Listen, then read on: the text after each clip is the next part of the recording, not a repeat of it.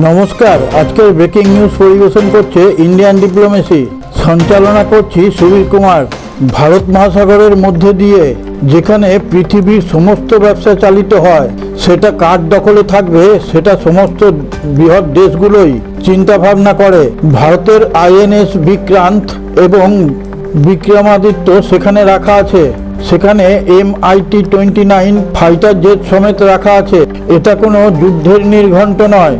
ভারত এই ভেবেই এগিয়ে চলেছে যাতে ভারত মহাসাগর নিজেদের নিয়ন্ত্রণে থাকে। এই রাস্তা দিয়েই পৃথিবীর সমস্ত ব্যবসায়িক আদান প্রদান হয়। এখানে এমন ধরনের ফাইটার জেট রাখা হবে যা যে কোনো যুদ্ধজাহাজকে বোকা বানিয়ে সেখান থেকে চলে যেতে পারে। রাশিয়া ভারতকে এমনই এক প্রস্তাব দেয় যা ভারত যদি গ্রহণ করে তাহলে চীন ও পাকিস্তানের এমন অবস্থা হয়ে দাঁড়াবে যে মনে হবে তারা দুঃস্বপ্ন দেখছে। রাশিয়া এমন এক ধরনের ফাইটার জেট ভারতকে দিতে চাইছে চীনের J-35 ও আমেরিকার F-35কে চিন্তা করতে বাধ্য করাবে। এটা শুধু ফাইটার জেট কেন্দ্রিক নয়, এর কারণে আকাশ ও জল দুই জায়গারই একচ্ছত্র অধিকার ভারতের কাছে থাকবে। খবর এটাই হচ্ছে যে দুনিয়ার দেশগুলোর ডিফেন্স নড়ে উঠেছে। রাশিয়া ভারতকে এমনই এক প্রস্তাব দেয় যা দীর্ঘ কয়েক বছর ধরে আস্তাকুয়ের মধ্যে পড়েছিল।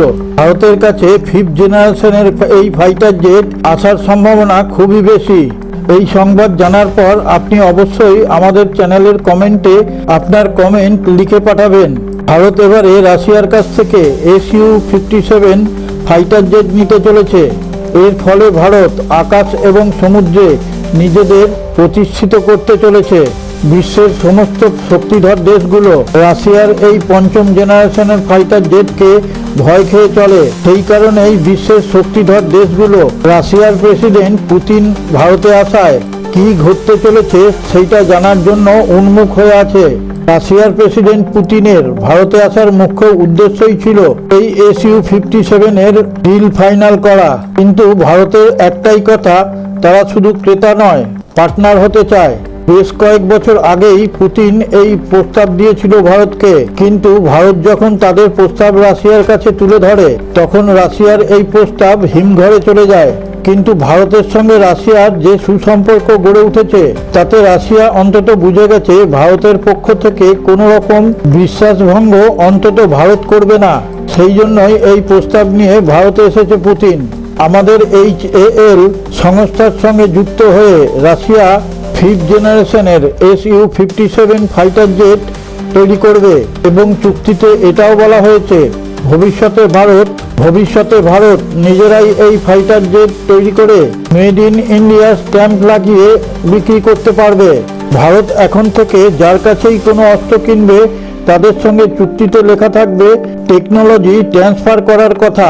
রাশিয়ার এই 5ম জেনারেশনের Su-57 হাতে আসার পর সমুদ্র হোক বা আকাশ, ভারতের অনুমতি ছাড়া একটা পাতাও নড়বে না। এরপর ভারতকে নেভাল এভিয়েশন লিগের সামনের সারিতে দাঁড় করিয়ে দেবে, যা চীন ও আমেরিকা চেষ্টা চালিয়ে যাচ্ছে।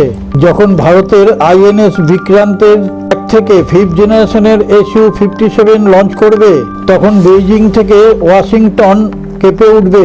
তখন তাদের চিন্তা করতে বাধ্য করাবে ভারতের আকাশ এবং জলপথে ঢোকার আগে অনেক কিছু চিন্তা ভাবনা করে তারপর ঢুকতে হবে, তা না হলে বিনাশ অবশ্যম্ভাবী। একটা এয়ারক্রাফটের রানওয়ে 150 থেকে 200 মিটার হলেই চলে যায়, সেখানে INS বিক্রান্তের ট্র্যাক তার থেকেও অনেক বেশি আছে এবং ফাইটার জেট ক্যারি করার ক্ষমতাও অন্যান্য দেশের থেকে অনেকটাই বেশি। ল্যান্ড করানো হয় তখন স্টিলের তারের মাধ্যমে তার স্পিডকে কমিয়ে দেওয়া হয়, তখন একটা খুব বড় ঝটকা লাগে। বিক্রান্ত সেই ঝটকাকে সামাল দিতে পারে।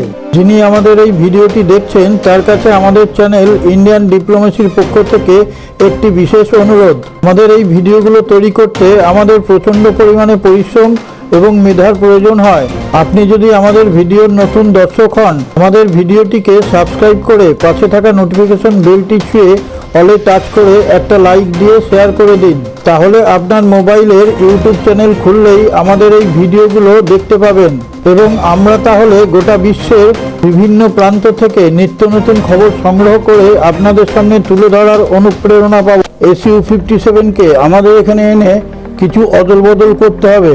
সমুদ্রের জাহাজের মধ্যে একে এনে রাখতে হলে নোনতা জল যাতে সহ্য করতে পারে তার জন্য কিছু কিছু জিনিসের পরিবর্তন করা দরকার। যেমন এর ইঞ্জিনেরও অনেক পরিবর্তন দরকার। আকাশে ওড়া ইঞ্জিন সমুদ্রে চলতে পারবে না। এই ফাইটার জেটের পাখা ফোল্ডিং সিস্টেম করতে হবে।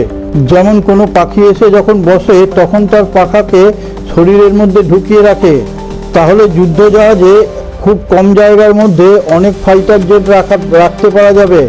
এই সমস্ত কিছুই আমাদের এই দেশে এনে তৈরি করতে হবে, তাহলে এই ফাইটার জেট সুপারসনিক স্পিডে ছুটতে পারবে। এর শরীরে যাতে কোনো জং না লাগে সেই জন্য একটি কোটিন ব্যবহার করার দরকার হবে। এর আরও শক্তি বৃদ্ধির জন্য 30A ও 51F ইঞ্জিনে বদল করতে হবে। বিনা আফটার বার্নারে চালানো হবে। প্রয়োজনে ইসরায়েলি এবং ভারতীয় AWACS রাডার মিশন কম্পিউটারও লাগানো হবে। কিছু স্বদেশি জিনিস লাগিয়ে আকাশ থেকে আকাশে এবং আকাশ থেকে ভূমিতে ও সমুদ্র থেকে আকাশে একে ব্যবহার করা যাবে। রাশিয়ার এই প্রস্তাব শুনে মনে হচ্ছে কোনো স্বপ্নের দেশে রয়েছি। এই ফাইটার জেট রুদ্রম এবং অস্ত্রের মতন মিসাইল যেন খুব ইজিভাবে চালনা করা যায়। SU-57কে এমন এক ঘাতক ফাইটার জেট হিসেবে ব্যবহার করা হবে যা অন্যান্য দেশের মাথার ঘাম ছুটে যাবে। ভারত নিজেদেরকে অস্ত্রশস্ত্রে বলিয়ান হিসাবে তৈরি করতে চাইছে। ভারতের কাছে নিজেদের ঘাতক ফাইটার জেট তো আছেই, সেটা 4.5 জেনারেশনের। তার মধ্যে এমন স্টিল ফাইটার বিমানের রূপ দেওয়া হয়েছে যা যে কোনো রাডারের পক্ষে ধরা সম্ভব নয়। একটু সরল ভাষায় বলি, যে কোনো ভূমির ফাইটার জেটকে জলে ব্যবহার করা অত সহজ নয়, যাতে নোনতা জলের আবহাওয়া সে সহ্য করতে পারে। সেই কারণে ইঞ্জিন থেকে বডি সমস্ত কিছুরই মেটালকে একটু চেঞ্জ করতে হবে। তার মধ্যে এয়ার সিকিউরিটি কিংবা অন্য জাহাজের উপরে হামলা করা অথবা ইলেকট্রনিক এয়ারফেয়ার। TBS এর প্রথম প্রোটোটাইপ 26 সালের মধ্যে লাগানো হয়ে যাবে। এটাকে তৈরি করছে ADA এবং DRDO মিলে।